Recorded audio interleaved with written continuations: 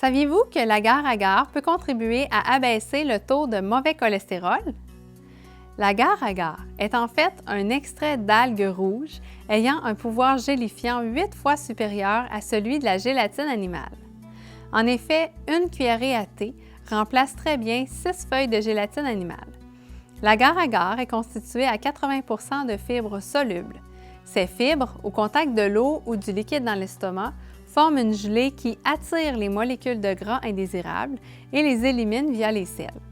Certaines personnes l'aiment aussi parce qu'il a un effet laxatif et qu'il procure une sensation de satiété plus rapidement, ce qui diminue l'apport alimentaire et favorise la perte de poids. L'agar-agar est utilisé depuis des centaines d'années en cuisine. Il est conseillé pour les personnes diabétiques ou avec hypercholestérolémie. Il existe en poudre, en barre ou en paillettes. Il ne contient aucune calorie et ne perd pas ses propriétés lorsqu'il est chauffé. Il est une bonne source d'acide folique et il contient aussi du magnésium et du fer. Il suffit de mélanger l'agar-agar dans un liquide froid, puis on porte à ébullition de 30 secondes à 1 minute.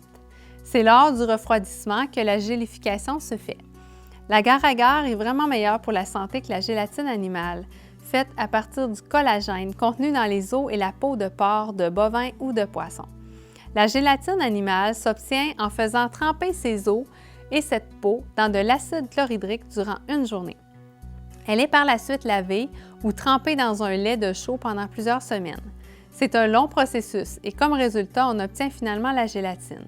Le procédé a de quoi nous enlever le goût d'en consommer.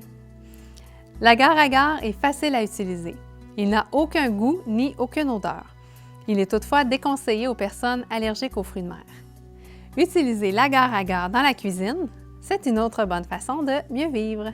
Pour d'autres vidéos, abonnez-vous!